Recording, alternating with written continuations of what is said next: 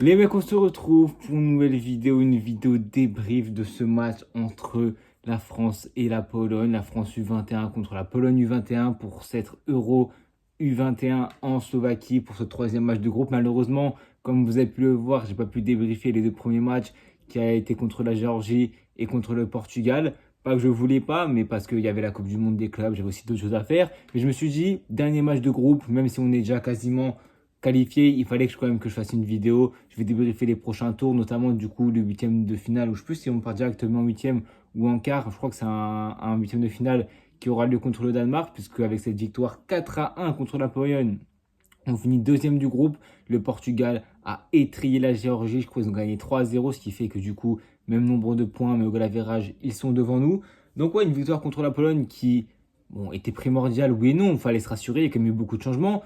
J'ai pas pu débriefer les premiers matchs, mais pour ce qui est du Portugal, j'ai pas pu même voir le match contre le Portugal. J'ai entendu dire que c'était un match qui était assez serré. J'ai quand même vu le Portugal en première mi-temps avoir beaucoup d'occasions. Ça terminé sur un 0-0. Le match contre la Géorgie a été bien plus fou avec un revirement de situation à la fin où tu te fais mener 2-0 sur deux frappes cadrées, les deux seuls de la Géorgie. T'arrives pas à cadrer des frappes, enfin, t'arrives pas à être dans, t'arrives à cadrer des frappes, mais t'arrives pas à marquer. Et à la fin, c'est le dénouement avec un but de Tiano Barry sur Loukeba. Non, je crois que c'est Loukeba qui se déchire. Et si je crois que c'est Tiano Barry qui met un but à la 90 plus 12. Il avait déjà mis un but, le but du 3-2 qui avait été annulé hors jeu. Mais bref, c'était un match qui était complètement fou. On passait éliminé d'une défaite 2-0 contre la Géorgie. On était éliminé si on perdait ce match, clairement. Même, on aurait pu se qualifier, mais c'était très très compliqué. Goal average, etc. On a réussi à faire le revirement de situation, de passer de 2-0 à 3-2 avec un but de Barry, avec un but de Le Penant, puis l'autre but, je sais pas c'est qui a, je me rappelle plus qui a marqué, mais c'était complètement fou. Et dans ce match contre la Pologne, troisième match où tu as quand même 3 points d'avance sur la Géorgie, tu avais beaucoup plus de goal average, ils affrontaient le premier du groupe qui était le Portugal, donc tu savais que forcément t'allais pas forcément te faire déranger. T'affrontes la Pologne qui était déjà éliminée, qui a pris 5-0 contre le Portugal, qui a perdu contre la Géorgie 2-1. Dans cette compétition, la Pologne, franchement, c'était bon, le petit poussé, je pense, globalement avec la Roumanie aussi. Mais c'est vrai que le vivier polonais n'est pas forcément ce qu'il était avant. Même chez les A, dans le 11 de départ, je pourrais peut-être citer 3-4 joueurs et ils sont pas dans un creux générationnel. Mais pour ce qui est des jeunes, honnêtement, à part peut-être le 10 qui était avec l'Euro, qui a joué l'Euro avec les seniors, le numéro 7 que j'ai trouvé intéressant, qui est ouais, Smith. J'ai pas trouvé la Pologne extraordinaire. Ils mettent deux buts dans la compétition, deux surfaces arrêtées, un penalty contre la Géorgie et un corner contre nous. Même si en deuxième mi-temps, je pense qu'ils ont fait, comme les commentateurs ils l'ont dit, je pense qu'ils ont fait la mi-temps la plus aboutie de leur compétition. C'était contre nous la deuxième mi-temps, où nous on a été moins bons. Mais pour ce qui est du 11 de départ, à part Sildila qui a enchaîné les trois matchs, Andy Diouf et Agoumé qui ont joué quelques matchs en tant que titulaire, je crois peut-être un chacun, c'était 9 joueurs qui débutaient dans la compétition. Et il y en a un qui s'est illustré de la meilleure des manières, c'est Diaby Cissé. Les trois premiers buts en première mi-temps, les trois viennent de lui à la 18e minute. But de Nathan Zézé sur un petit cafouillage, le gardien qui relâche mal une frappe. Et c'était la frappe de Diaby Cissé, pied droit, grosse frappe. Titulaire aujourd'hui, il avait joué, je crois, une minute contre le Portugal. Un jeune qui soit Habib Bey, on peut dire, s'est révélé. Le mec, il était en réserve rennaise en National 3.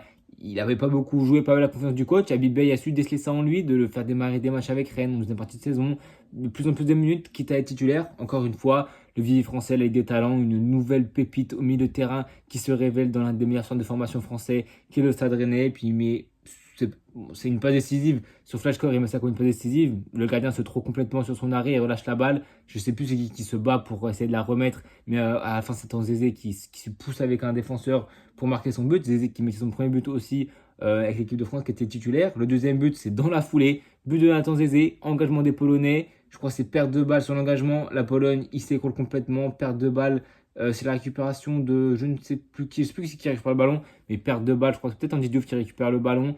Et c'est une grosse frappe de Diaby Cissé. Franchement, comment il touche la balle, c'est plein de toucher. C'est la justesse technique, comment il touche la balle avec son pied, c'est magnifique. C'est pas forcément en force, mais c'est en finesse, c'est en précision, c'est magnifique. Je crois que c'est Lucien Agoumé qui récupère le ballon. Mais ouais, la touche de balle de Diaby Cissé pour le 2-0, incroyable. Premier but pour lui. Et très content. Et à la 29e minute, 10 minutes plus tard, encore une fois, Diaby Cissé, une énorme frappe. Il a montré sur le deuxième but frappe pied droit sur le deuxième but, décalage de Chaouna et frappe pied gauche. Il a allumé le gardien. En première mi-temps, honnêtement, je pense qu'il n'y a pas grand-chose à dire. La Pologne ne nous inquiète pas plus que ça. Ils font une frappe cadrée en première mi-temps. Je crois que c'était même une frappe extérieure de la surface.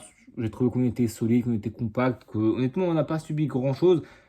Le peu d'actions offensives qu'avait la Pologne sur des contres, ils les ont mal négociés, ils n'ont pas fait les bons choix. Il faut aussi dire qu'au milieu de terrain, j'ai trouvé qu'on était bon à la récupération. En tout cas, en première mi-temps, on était concerné, concentré. Il y a eu un moment donné, on n'a rien subi, sauf à un moment donné, je ne sais plus si c'est un idiot fou. Non, je crois que c'est Agoumé. Ouais, c'est Agoumé qui fait n'importe quoi. Une perte de balle, on subit, je crois, une frappe de Nkambadio qui l'arrête. Et deux fois, il fait une erreur coup sur coup. On peut tomber dans un contre-temps physique parce qu'on sait que quand tu mets 3-0 aussi rapidement, que tu es déjà qualifié quasiment, même si avec 3-0 c'était sûr, que la Pologne est déjà éliminée, tu peux tomber dans une crise de confiance, tu peux jouer plus nonchalant, plus relâché. On a vu des petites briefs, comme j'ai dit, de ça avec Lucien Goumet, c'était vraiment le point d'orgue de ces déconcentrations de l'équipe de France. C'était peut-être le début d'une mauvaise chose. En deuxième mi-temps, ça s'est confirmé avec une Pologne qui en deuxième mi-temps a été beaucoup plus impactant, a été beaucoup plus dangereux dans ses phases de possession, beaucoup plus dangereux dans les choix qu'ils ont faits, beaucoup plus dangereux offensivement aussi. Là, j'ai trouvé qu'au milieu de terrain, on a été mauvais à la récupération. Ils étaient complètement en dessous de la Pologne en première mi-temps, mais comme je l'ai dit, en deuxième mi-temps, ils marquent un but en plus qui est refusé, je crois, c'est à la 53e minute, un but de Fornali, je crois. C'est le numéro 7, c'est Smith, qui a commencé en deuxième mi-temps, je crois. Et il a fait une belle deuxième mi-temps où il a dribblé, où balle au pied, il a apporté du danger. Ils ont mis un but, la Pologne ont quand même mis leur but. Je crois que c'est à la 60e minute de Mossor de la tête. On n'était pas forcément attentif, il était tout seul. Le marquage en zone a franchement pas du tout fonctionné.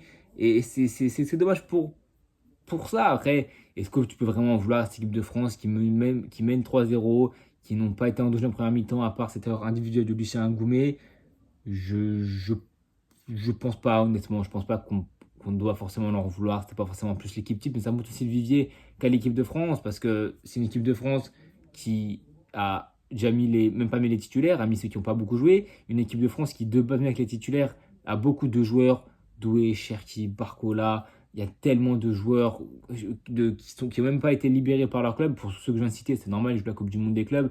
Mais il y a d'autres joueurs dans d'autres équipes, enfin dans les équipes en France qui n'ont pas été libérés. Et ça montre quand même qu'on peut aligner un 11 qui est sympathique, qui a beaucoup de qualité, une attaque avec beaucoup de précision, beaucoup de talent. Tiano Barry, il a marqué. Contre la Géorgie, non, Luciano Barry l'a marqué. On a vu aussi Mathis Sablin qui a marqué un but de la tête sur un centre de Edjouma. Donc ouais, nos offensifs ils se sont montrés. Mathis Sell aussi, voilà, qui a marqué contre la Géorgie. Donc tu vois quand même qu'on a un vivier qui est intéressant.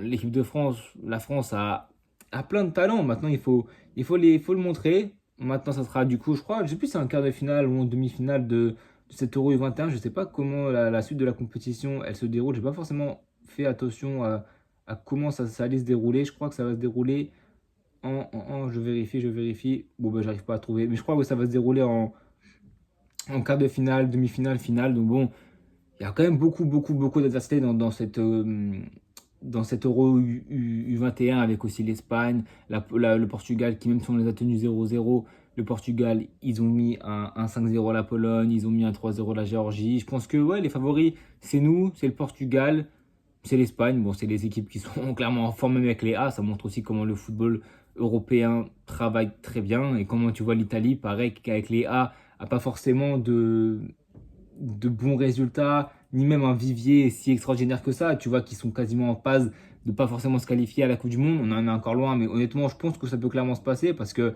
ils ont pas eu 3-0 contre la Norvège. Là, dans cette compétition, l'Italie, je pense pas qu'ils soient non plus hyper lésés. Voilà, ils sont deuxième contre l'Espagne, 6 points. Ils vont quand même passer et ils vont affronter l'Espagne en plus ce soir. Donc, ça sera un match qui sera intéressant. Je vais pas vous mentir, moi, l'Euro 21, à part l'équipe de France, j'ai regardé aucun match. Je vais me focaliser sur la Coupe du Monde des clubs. Je fais des débriefs de quasiment tous les matchs que j'ai vus. J'en ai vu quand même beaucoup à la Coupe du Monde des clubs dans la description sur mon TikTok. Évidemment, ce soir, pour ceux qui ne le sauraient pas, il y a Franco Massantono qui va jouer avec River Plate contre Urawa. Donc franchement, ça sera un match qui sera très très très intéressant à suivre. Et j'arrive pas à trouver. Dites-moi en commentaire d'ailleurs si vous savez que si l'Euro 21 se joue en quart, en demi ou en finale, j'arrive pas à me connecter. Bon, je pense qu'après la vidéo, je vais me renseigner pour vraiment vérifier. Non, ça se joue en quart de finale. Il n'y a que 4 groupes A, B, C, D. Impossible, il n'y a pas ces nombres pour un huitième de finale. Ce sera en quart de finale. Il n'y a aucun troisième qui est relégué, mais ouais, enfin, qui est repêché. Mais ouais, t'as aussi l'Angleterre qui a un bon vivier, même s'ils ont quand même fait un égalité, je crois, récemment, lors du dernier match 0-0 contre la Slovénie. Et ouais, le Danemark qui peut être intéressant. Les Pays-Bas, c'est pas encore qualifié. Faut qu'ils se battent aussi contre l'Ukraine. Donc ouais, cet Euro 21 est intéressant, comme à chaque Euro évidemment, mais les compétitions comme ça européennes peuvent nous déceler de bons talents, même si les jeunes de 21 ans qui sont encore dans ces équipes espoirs, les vrais cracks qui sont déjà sortis. Désiré Doué, il est récemment sorti. Cherki est sorti. Job Bellingham, bon, là, c'est constitutionnel, tu joues avec Dortmund.